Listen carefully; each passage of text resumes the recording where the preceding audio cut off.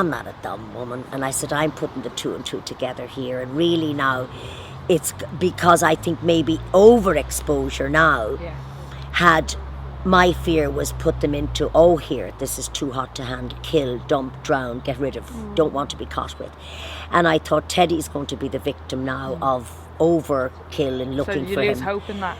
I have to say it waned. Yeah. I went into a low slump of, get a grip of yourself, this is not going to happen. Yeah. And, you know, you've the whole poor country looking at it's not going to have a good outcome. It's too longish. Oh, the Garda's line was... Look, we have a lead we're working on now. It's a long shot, and please don't build your hopes up. And that's the only thing he said I'll say to you. It's a long shot, and don't build your hopes up. I walked across the car park, and I thought, well, you silly moo. You flatter yourself to think they're going to get the might and power of the Garda to look for your dog. You haven't a snowball's chance in hell, King.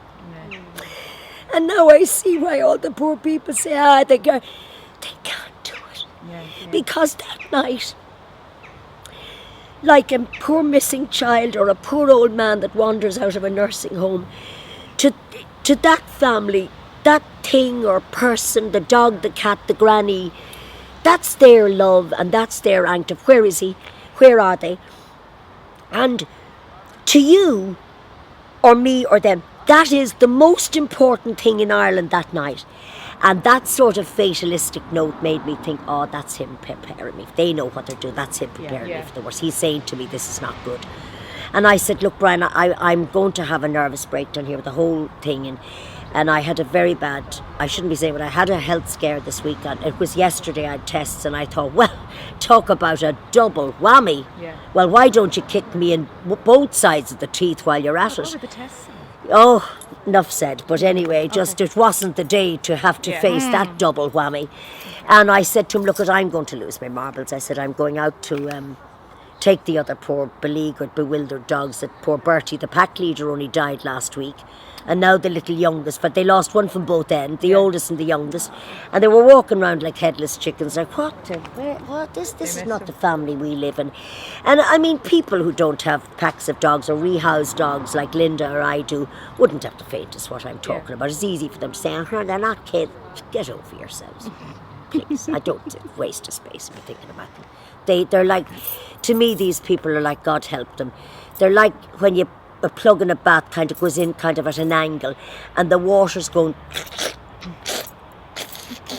He's just looking at like they drain my bath, and they just such a, because the people who wrote positive things like stay strong and or a sighting or contributed something. Now when it's all over, don't those people, they must feel, oh, I'm glad I was part of that. What do the others feel? I know. So now they're going to have to write more vitriol about this. Well, musha, God love them. My father used to say the devil makes work for idle minds, you know. Honestly, they're more to be pitied than anything, aren't they? And the poor woman shouting me going, don't mind what they say in the internet. I said, I don't read it. I wouldn't know how to Twitter. I wouldn't have a clue, and I care less. So it doesn't bother me a whit. Let them away off in their own poor tangents. God love them. How much have you been inundated with, have hundreds of people, helped? Oh, it's not hundreds. It's thousands. It's hundreds of thousands. Really? Oh my God. I mean, we were monitoring that. I said it was like the sort of tsunami of info, and it came from the whole west coast of Ireland and came across that way, the flood of Do you have anyone from the UK or Europe? Oh, Liverpool. Chloe had the whole of America, because Chloe is such a huge star in America and has a huge following. I didn't even remember her, that the half of America was for Chloe was looking for him. Like, talk about a 4-pound little thing making an impact in his short life, you know. But I'm a great believer that these things happen for some reason beyond our comprehension. And what it did serve was that even the joy of when I went out for the dogs to clear my head and bring them out, and I said, Brian, I'm going to take the others out because I can't sit here any longer. Go on, says he, do that. Do you good. You need a bit of air. Get out. I'm going to do that. And I normally take them on a big run to the river, but I have a short run I go, and I said, we'll just go the short run. They had they were kind of, really, the whole fun was gone out of it. And the weirdest thing happened. I got down to the green and I kind of thought, I better throw a ball for them. And I pitched the ball. And as I pitched the ball, I kind of felt this sudden kind of incredible surge of energy. And I felt myself saying, dear God, Teddy, you're alive. I just suddenly got the feeling back. Can you feel us at your favourite place? And I was calling them out loud with the ball. And I thought, oh dear God, I've just got a sudden upwind of I think you're alive. It was the weirdest thing. And I kind of said to the dogs, come on, we'll just go for a walk down the lane. And I remembered a detail that I forgot to tell the sergeant. And I rang him and I said, look, Brian, I know I should butt out of this and I don't want to be a nuisance, but we did say if... And he said, look, Lola, hold on. This is ridiculous. He said, I have the phone in this hand to ring you and you rang in to one of the other guards on this one. I'll cut you off there now, see, listen to me. Now, steady on now. Now, I was halfway down the lane. We have moved in. We had an operation. I couldn't talk to you about it. We've moved in. Can't say where, when, what time. But suffice to say, we have an arrest. Or did he say arrest? I can't remember, and my head is gone. Yeah. And we have, now wait, says he, we have a dog. And I went, oh, no, listen now. We have a dog that fits the description of Teddy. Yeah. But that's no guarantee it's Teddy. And at that stage, and I have fine, big, strong dancer's legs, and at that stage they just buckled. They went from under me, and I said to him, you're going to have to excuse me. And there was an old electric, one of those old square pile, and I said, I have to sit on the ESP box. And I had to sit on the bloody box. I couldn't stand up, and I was shaking, and I said, this is not... He said, no, just don't tell me. Now listen, Adele, do not get your hopes up. He said, we've had occasions only recently where we had a dog, yes, on the video, yes, we got up the door, the kids burst out crying, that's not Molly. And he said, you have to prepare yourself for that bit as well. And then, of course, you get this feeling of, there's a kind of a collective consciousness on behalf of the whole nation that have been so supportive of oh, God. Yeah. And you kind of think on everyone's behalf it's a real Debbie Downer story then, isn't it? Yeah. And he said to me first, you have to come down to the station to identify him on your own. And I said, oh dear God, and I was milling it back to the Jeep to get them all, come on, we're going to get hopefully Teddy. And then I got a call, hear more of my experience, and the guard says, cancel that last order, Adele, we've just had a rake of prisoners come in, this is not maybe the place for you and Teddy. On second thought, says he, if it is Teddy, we're going to bring him up and he'll be handed over where he should be in his own home. Now, I think it's none of my business, but I think the Gardaí then microchipped him or tested him. Yeah. And before they came up, they were kind of going, it's him. But they still had to meet him, but I think they knew. Yeah. I mean, that's not for me to say, but they were like kids. There's a lot to be said for microchipping. Yeah. No, don't start me. This is watch the telly the weekend. This is what I want to do, and all the she's going to change the law, fucking Megan. And well, do you know what? I'll die trying. Yeah, you definitely will. I'll die trying. Get your animals microchipped. I'll die trying, and I'm going to talk about it the weekend. What I have, by complete default, what I have discovered in the last week, what I have unearthed, and the lawless situation of these people, and the lack of state legislature and funding to arrest this rampant crime. And I'm not going to do what I'm saying until the telly Friday, but I want to tell you something. No, I will say it. Is this on the Late Late? Are you going to be on, where will you Well, be? Just for purpose of publicity, I suppose. Well, now it's in the lap of the gods, but in all honesty, Saturday Live have asked me, and it was Brendan I rang who printed the article. So, like again, I always try to be fair with the media. I would consider my loyalties lie with Bren. So, in fairness, I'd like to reciprocate by doing Saturday. I think that's only proper. What condition was he in when you got him back? Dreadful. Traumatized? They brought him to a vet. They had to, because they said he was very severely shocked. and I think dirty and under something and terrified. Yeah. And they brought him to a vet to check him out because they're quite prone to heart attacks from shock and that. And I think some very kind lady in the vet must have shampooed him because I don't think that's the way they found him. And they came up here and I zapped open the gates. And do you know what? 5 or 6 hardened, seen it all Gardaí were ebullient. They were like kids that won the candy shop prize, you know. And they got out of the car, kind of one after the other. And when they took him, and they were about there, and I was nearly afraid to go over. There was still that Jesus, Mary, Joseph, what if this isn't him? And he was so limp. He was just kind of hanging there. And Did he recognise you? No. Well, yes, but I was expecting it still isn't, you know. Yeah. But they handed him to me, and my first reaction was, because he was stolen as a pup, and we didn't get him back for 10 minutes. He was brought to a puppy farm. We got him back with tail docked and all sorts of things. And I thought, oh dear God, not again. Oh no, it's not going to take me years now after I just built his trust in people to have to start all over again. Because it's like people who foster children.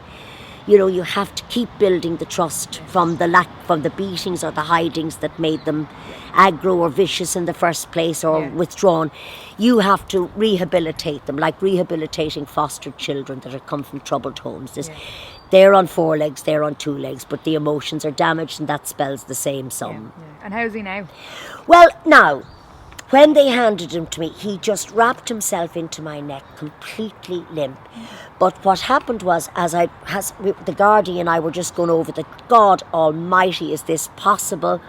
And I was after having a bit of fun with them, saying to them, go on, admit it. This is great job satisfaction, lads, isn't it? This is a get-in, you know, and this is showing the Irish, look we can do it. Yeah. Don't be said, the bloody guards. I reported me dog to them, they do nothing.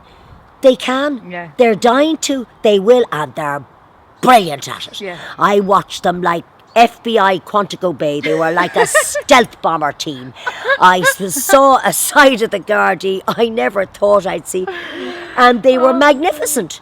Brilliant. Proving that if they had the manpower and the right legislation, they would and could do it. Yeah. So to serve all the detractors with, and they're out looking for Twink's dog, there's a poor... No, there isn't. The poor woman being beaten up and the woman, the fella bleeding in the squad car, all got precedence over Teddy. Yeah.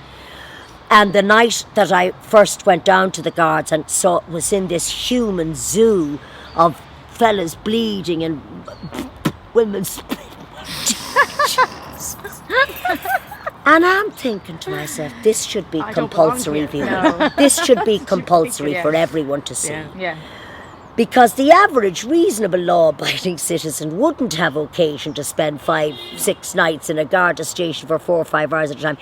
And to see what I saw, well, I tell you, I walked out into the cool night air on my own, no dogs, no daughters, nothing. And I walked across the car park and I thought, well, you silly moo. You flatter yourself to think they're going to get the might and power of the Gardaí to look for your dog. You haven't a snowball's chance in hell, King. And now I see why all the poor people say, they can't do it. Because that night, like a poor missing child or a poor old man that wanders out of a nursing home, to that family, that thing or person, the dog, the cat, the granny, that's their love and that's their act of where is he, where are they? And to you or me or them, that is the most important thing in Ireland that night. But you know what? It isn't to the guards. Yeah. I know. And you have to realise that when you get in and see it in their world, that you and your mutt are kind of way down the list. Because there's the woman being beaten to within an inch of her life up the road, and there's the fella lying on the pavement with his head pouring open, and you kind of get pushed. And then there's the next day's crap, and you and your poor mutt just get further down the pecking order of prioritisation. But going forward, What kind of treat now will Teddy have in store for him? Will he sleep at the bottom of your bed for the The next bottom? week? At the top of your The bed? bottom? How Yeah, about no, in with it? The covers over him. What, Under me bum, Go on, actually. bum. That's the tuck in there is his kind of So will he get warm the, spot. the prize spot on the bed now Yeah, he's tonight? a bit miffed. I've lost a lot of weight. He used to like when I was a bit meatier. There was more flesh to cuddle into. He kind of looks at me like, oh, that's a bone. That used to be nice and fat there.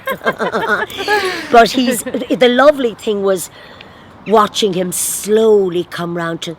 The most beautiful thing was when my daughter came home, namely briefly, because she's working down at the ploughing festival, and she came home for 10 minutes to cuddle him. And when she walked in and went, Teddy, he kind of went, Teddy? Oh God, that's me. That's me. Because he hadn't been called Teddy because his collar had been stolen, so nobody knew what his name was.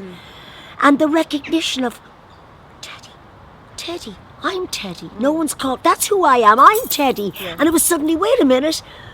And then the other dogs, and suddenly he wanted to get down and then he wanted to walk upstairs, and then he went into the kitchen where he has a little army sergeant bed in front of the cooker, the aga, and he kind of looked at it like, that's mine. Yeah. And he just got into it, and he looked up at me like, shouldn't I be in this? And I said, yes, you should. That's yours. And I kept saying to him, I had a picture of him every night, and I said, be strong, Teddy. I'm coming for you. And you know something?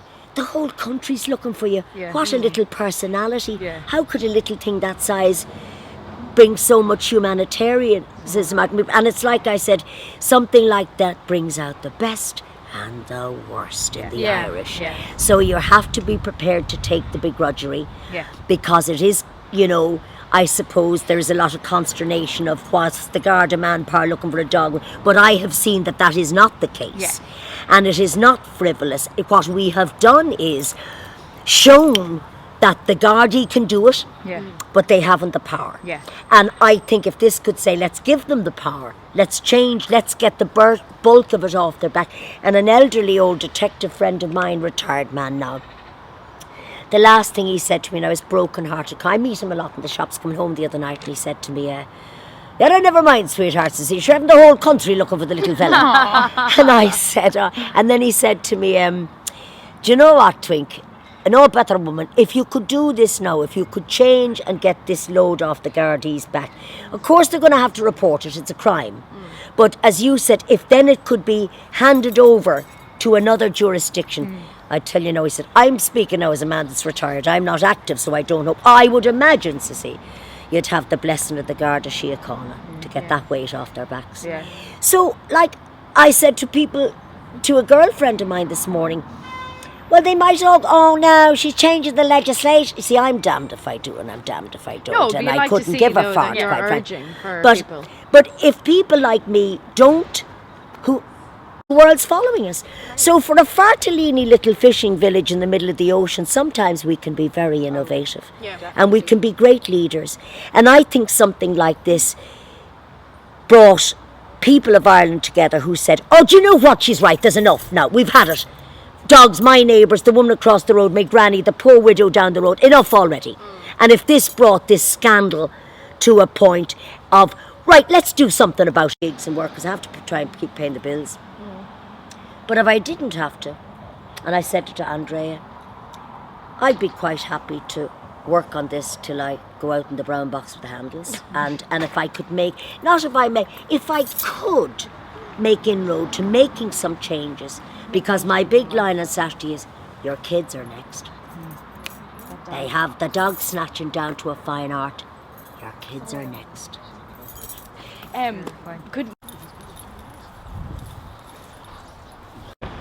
Well, this is Teddy and my chance on this happy day to take this opportunity to thank all the Examiner readers and the staff of the paper and all the papers that were so magnanimous in their help. And please don't take this as, all that trouble to find Twink's dog, because I think the national outpouring was part of the shame that we have allowed this heinous crime to go guarded and let people walk out of court with no prosecution because we've nothing to do with them and we can't get the proper legislation in place to make dog stealing a ghastly crime. And what I'd like to think is that this is the start of Mrs. O'Reilly up the road, or your neighbour down in Kilkenny, or your niece that lives in Wexford, all of who've had this happen to them. I think hopefully we can now try and really arrest this and stop this ludicrous crime that an old detective friend of mine the other night called, it's like a plague of locusts have descended on us. Just nipping anyone's dog anywhere. It's become epidemic proportions. And like I said, I've watched this happen in other countries I live in. So they've mastered the dog pilfering. Next, it's your children. And if we're not taking our eye up, if we're not watching that ball, we're in big trouble. And what do you? And he's just. This is Ted Ebert, and this little fella has touched so many people. I had kind of forgotten that, being the panto star of University College Limerick and does some charities in hospitals, I completely forgot how many people's lives he had touched by just meeting them. And for the last few years on tour, I've had him with me. So when I go out walking in Waterford, Wexford, Sligo, Athlone, Donegal, they always, oh, Twink, you have the wee dog with you. And so many people around Ireland have lifted him up and said, I saw him on the show last night, he was great. So he's kind of a famous little fella. And he last year in the UCL in Limerick, pertinent to the Examiner readers, and I remember the house manager saying to me, I wish you could be on stage and down at the back of the auditorium at the same time. When that tiny thing walks out on stage, 1,200 people said, we're worried about the seating, all lean forward and go, oh.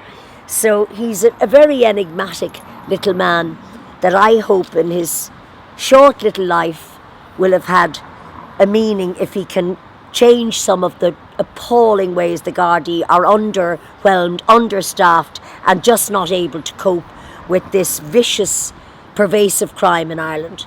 And it'd be nice to think a £4 little bundle of love could have given us all a happy ending story in these times of doom and gloom and bad news. Nice to have. I don't know what's wrong with the good luck story, do you? We get an awful lot of bad luck and bad, evil happenings to cope with around the world. I don't see what a bit of good news and happy ever after wouldn't do us all any harm at all. Sure it wouldn't, Teddy. No.